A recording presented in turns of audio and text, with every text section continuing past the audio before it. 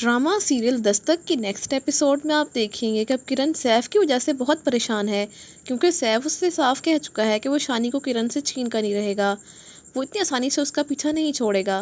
معیز کرن کو تسلی دیتا ہے اور کہتا ہے کہ کرن تم فکر مت کرو، میں ہوں نا تمہارے ساتھ، شانی کو تم سے کوئی بھی نہیں چھین سکتا۔ کرن معیز کی بات سن کر خاموش جاتی ہے، لیکن اس کے دل سے سیف کی باتیں نہیں نکل رہی ہوتی۔ دوسری طرف شانی کے دماغ میں یہ سوال پیدا ہو چکا ہے کہ اس کا اصل باپ آخر کون ہے، تو وہ اپنی ماں کرن سے پوچھ ہی لیتا ہے کہ ماما، جو وہ انکل آئے تھے وہ مجھ سے ملنے، کیا وہ سچ میں میرے بابا ہیں؟ تو کرن شانی کی بات سن کر پہلے گھبرا جاتی ہے کہ وہ اس بات کا اسے کیا جواب دے۔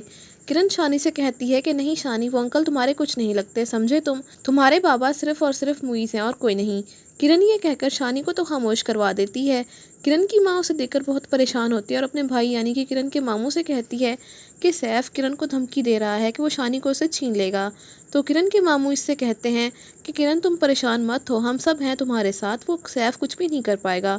معیز بھی وہیں پر موجود ہوتا ہے، وہ سب کرن کو تسلی دیتے ہیں۔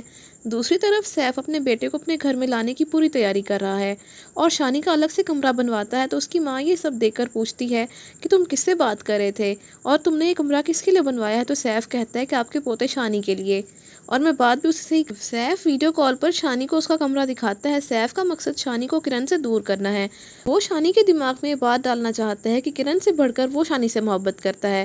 سیف ویڈیو کال پہ ہوتا ہے تو فریال اسے دیکھ لیتی ہے اور وہ کمرے میں جانے کے بعد سیف سے کہتی ہے کہ یہ سب تم کیوں کر رہے ہو سیف، جو کچھ تم آج کر رہے ہو یہ سب تمہیں پہلے کرنا چاہیے تھا اگر تمہیں اتنی ہی محبت تھی اپنے بیٹے سے۔ تو سیف کے منہ سے آخرکار دل کی بات نکل ہی آتی ہے اور وہ کہتا ہے کہ فریال، اگر تم مجھے اولاد کی خوشی دے سکتی۔ سیف یہ کہتے کہتے رک جاتا ہے اور فریال تو سیف کے منہ سے یہ بات سن کر اسے دیکھتی رہ جاتی ہے کہ سیف نے اسے کیا بات کر دی ہے۔